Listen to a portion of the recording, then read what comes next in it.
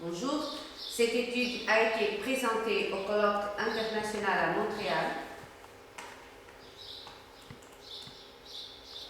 Ça, c'est notre groupe d'investigation qui fait des études dans les contextes sportifs, juvéniles et du travail. La validation des acquis d'expériences formatives par les conseillers pédagogiques et son utilisation pendant la pratique d'enseignement supervisé en éducation physique. La pratique d'enseignement supervisé correspond à une année de transition entre le monde de l'université et le monde de l'école, caractérisée par une série d'ambiguïtés des rôles et des relations qui conduisent l'étudiant étagère à vivre toutes les contradictions et sentiments d'ambivalence en résultat de la duplicité des rôles du professeur et l'étudiant.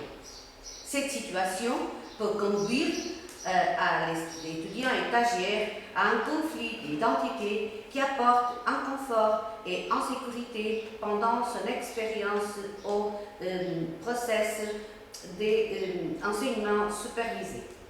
Cependant, l'étudiant étagère valorise beaucoup le rôle du conseiller pédagogique car il reconnaît en lui la personne à travers laquelle ils pourront sûrement surmonter ces difficultés, en considérant qu'il représente le point dont ils ont besoin pour pouvoir atteindre les critères qui leur permettront de s'imposer sur les lieux de travail, aussi bien sur les aspects techniques que pédagogiques comme socio-professionnels.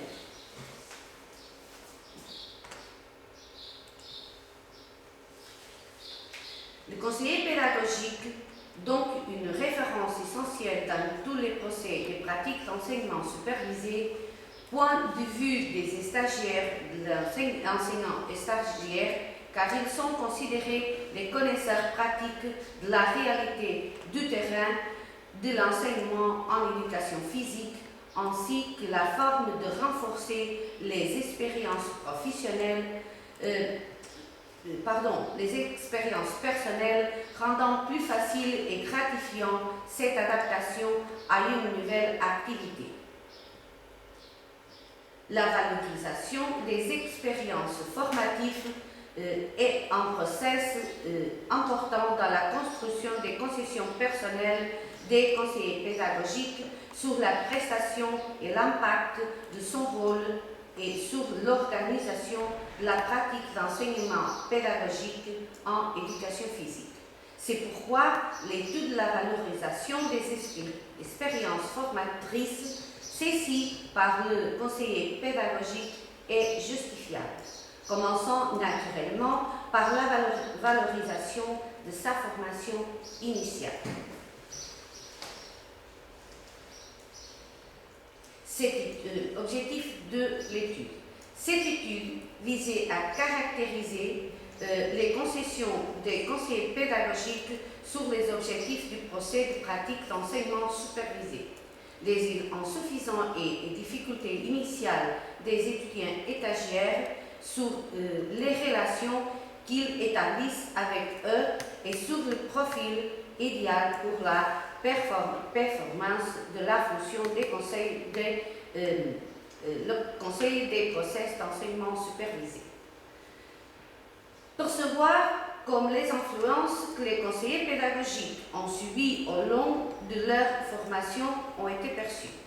Savoir de quelle source de connaissances ils se sont servis et ont privilégié en ce qui concerne leur pratique d'enseignement supervisé, la formation initiale, ainsi que leur formation complémentaire, s'ils l'avaient. Savoir comment ils se sont auto-valorisés et comment ils ont acquis les connaissances utilisées pour l'exercice de leur fonction comme conseiller pédagogique. Caractériser les différences entre le conseiller pédagogique avec différentes expériences d'enseignement et d'orientation. Essayer de discerner les relations du parcours de formation du conseiller pédagogique avec ses concessions actuelles sur son rôle dans la formation de l'étudiant étagère et l'organisation du process. échantillon. Les caractéristiques des 3 groupes sont présentées au tableau. La formation universitaire était à la date de récolte dans formation 10 maîtrises, 3 doctorats et 2 licences.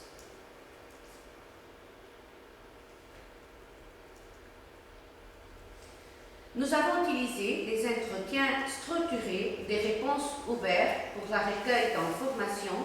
Les questions ont été organisées en 3 étapes, de forme à percevoir comment chaque conseiller pédagogique pratique l'enseignement, caractériser son modèle de pratique d'enseignement pédagogique, caractériser et rappelle son conseiller pédagogique et son superviseur de la faculté, s'il s'est servi de quelle source de connaissances pour apprendre à être conseiller pédagogique. Dans une deuxième étape,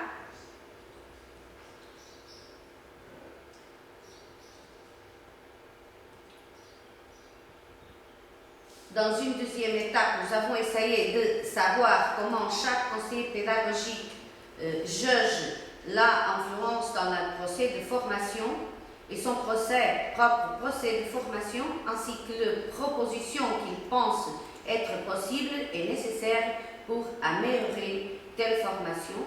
Dans la 3e étape de question, nous avons enquêté sur la perception qu'il a sur la perception des étudiants stagiaires. En d'eux-mêmes, finalement, nous avons posé des questions sur les aspects organisationnels et administratifs qu'ils pensent être les plus importants dans la pratique d'enseignement pédagogique. Quelques idées isoleraient-ils comme les plus importantes pour l'étudiant et stagiaire d'amener avec eux au-delà du process de pratique d'enseignement pédagogique et des suggestions de changement dans la pratique d'enseignement pédagogique actuelle.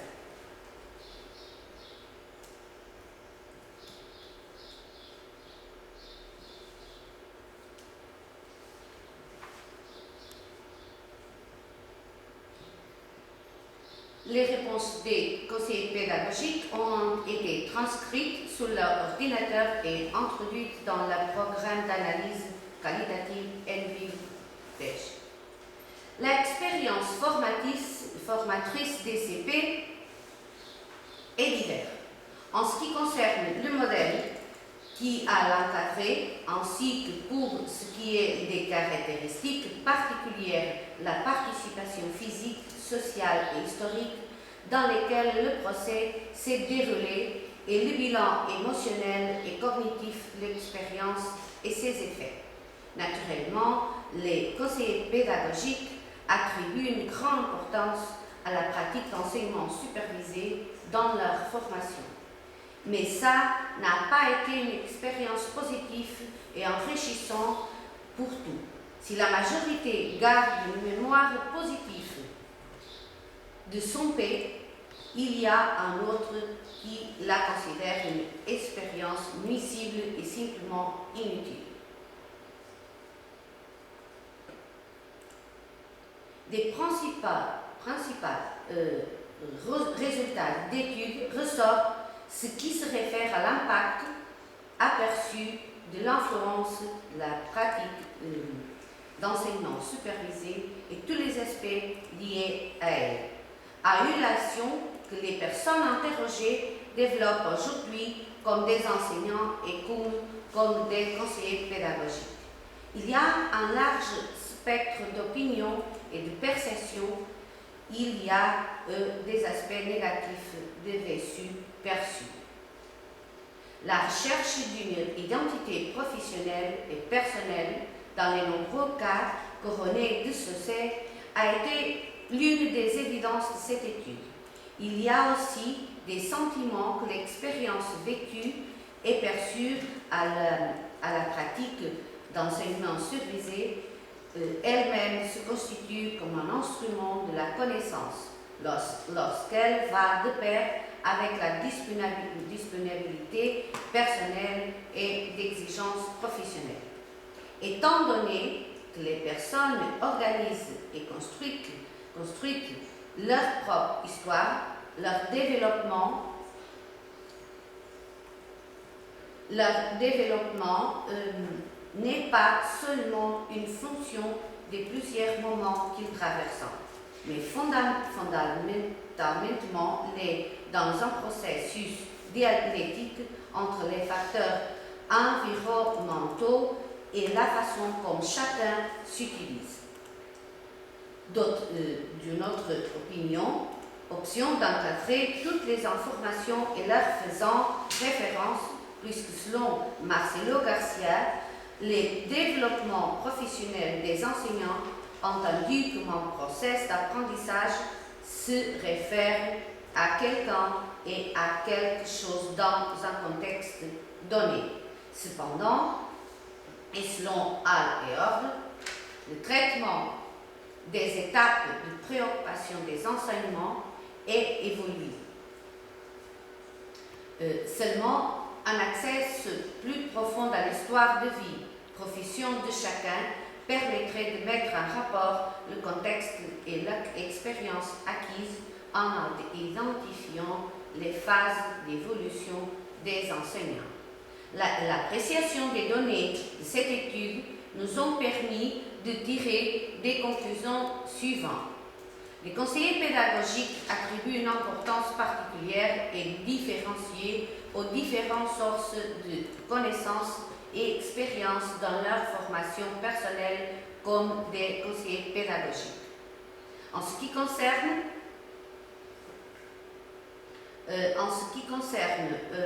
les conseillers pédagogiques, la forme comme ils se réfèrent à leur expérience comme étudiants et stagiaires était particularisée. Cette situation contrastant met en évidence l'apprentissage et la composante des pratiques pédagogiques ainsi que les styles relationnels entre les conseillers pédagogiques. En ce qui concerne le conseiller pédagogique, tous sont professionnalisés et privilégiés comme source de connaissances elles-mêmes, ainsi que les conseillers pédagogiques et les superviseurs de la faculté. En essayant d'observer ces 15 conseillers pédagogiques, peut-être que nous pouvons conclure que l'enseignant et le bon enseignement sont des fruits de l'accumulation d'expériences, résultat de la connaissance des faits, conseils et procédures qui caractérisent l'éducation physique. Garder tout cet apprentissage pour la profession et permettre d'entre des cadres non préparés, c'est un geste qui éthiquement soulève de nombreuses interrogations. Garder l'apprentissage, la profession pour la dernière année du cours sera gaspiller le temps du parcours formatif pour obtenir le statut d'expertise. La composante de pratique pédagogique, parce qu'elle se lie à l'activité d'enseignement, a été l'aspect le plus référé et en tant que tel mérite une attention plus approfondie au parcours de formation dans la formation initiale, académique et professionnelle d'enseignants. Merci. Obrigado por vossa atenção.